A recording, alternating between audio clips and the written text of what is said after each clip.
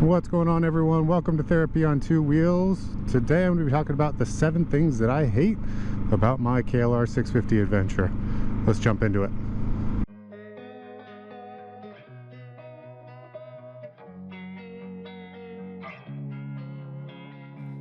Alright, number 1 is the stock tires at highway speeds. Now, the stock tires on this bike are more knobby tires. They're not the most expensive tires because this is a budget bike. But with those tires, when you get up to about 50-60 miles per hour, it feels a little squishy at those speeds. You know, it doesn't give you the confidence that you'd like for stability, especially when you're going 70-80 miles per hour. So with that, the stock tires, I switched those out at about 1,500 miles. I was doing probably about 50-50 on-road, off-road riding. And for me, I wanted something that was a little more stable when I'm going 80 miles per hour on the freeway compared to going off-road at 20 or 30 miles per hour.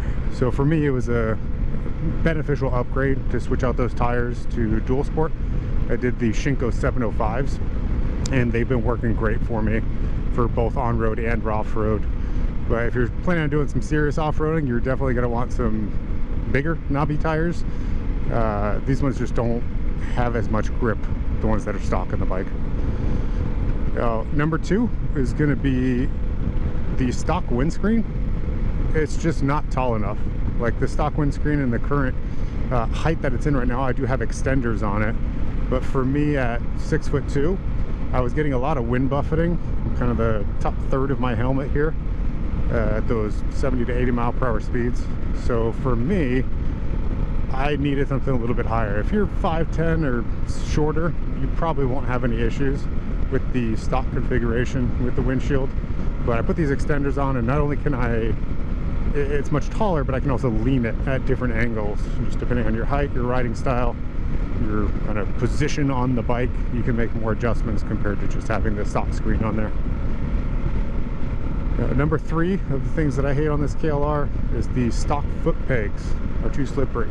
Yes, they did add rubber mounts to the stock foot pegs, but the problem is that they're great on road when you're, especially at highway speeds. It takes down a lot of those vibrations. But when you go off-road, you lose all confidence that that bike of keeping your feet on the bike, and you're gonna have a tough time, especially if they get wet. You hit any type of mud or any type of water source, you're going to be having problems trying to keep your foot on those pegs. So they're great to take away the vibration, especially at higher speeds, higher RPMs. But the problem is that it makes it much tougher to do any type of off-road riding, especially standing up while off-road. It just does not give you confidence that your feet are planted on the bike. So for me, I switched those out for the dirt bike style foot pegs, with large spikes on them to make sure I have plenty of grip. Number 4 is going to be the vibration at higher speeds. When you are going 70-80 miles per hour, this is a single cylinder, it's a thumper. You are going to get lots of vibrations in both the hand and the feet. And if you do switch out those stock pegs, that is going to make it even more vibey in your feet as well. But right now I'm going about 60 miles per hour. I'm feeling it. It's not terrible, but you get up to that 80 mile per hour range and you feel vibrations everywhere, all over this bike. You try to push it any farther than that, the vibrations just get worse. So one of the things that I hate there. Number 5 is that it's too big and too heavy for any type of technical trails. You know, when you do take this bike on, whether it's just fire roads or if you're going just on the street, anything like that, it's not too bad. But if you are on very technical trails, it's not like a 250-pound dirt bike where you're going to easily be able to maneuver the bike. And if it's, you know, slow speed going uphill, high verticals, or very steep down slopes or downgrades, it's not the best bike for those. It's a nearly 500-pound bike with the Adventure model, and with this one you're gonna have problems on the single track. I mean, you can't do it, especially if you're an off-road experienced off-road rider. A single track might not be too bad, but for me, not that experienced, and I know to a single track it is very difficult to navigate some of those trails.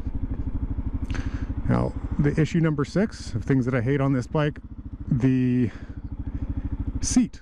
Every other motorcycle seat that I've used before is able to have a key usually towards the back of it. You use your key, pop it in there, turn it, and you can pop the seat right off. This one requires an Allen key to go around on 2 spots on the bike. There's four bolts that you have to take off in order to get the seat off. So you're looking at the minimum of 5 minutes just to get your seat off, compared to 30 seconds if you're using a bike that uses a key to get that seat off. So just keep that in mind if you are wanting to quickly, check the battery or do anything underneath the seat.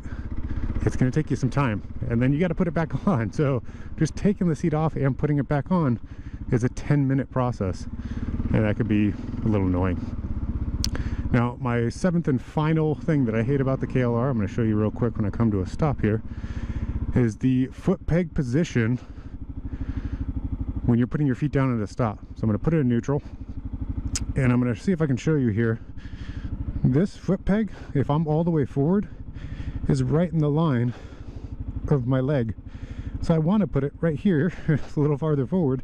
So you either have to scoop back on the bike, and then you're a little bit farther back, it doesn't run in line with it. But if you're especially shorter, you want to be as far up on the bike as you can, and you can't do that with the stock peg setup because it runs right into your legs. So if you're shorter, it might be a little bit more difficult to put your feet down at a stop. Well, that's the 7 things that I hate about the KLR 650 Adventure. Like, comment, subscribe, and I'll see you in the next one.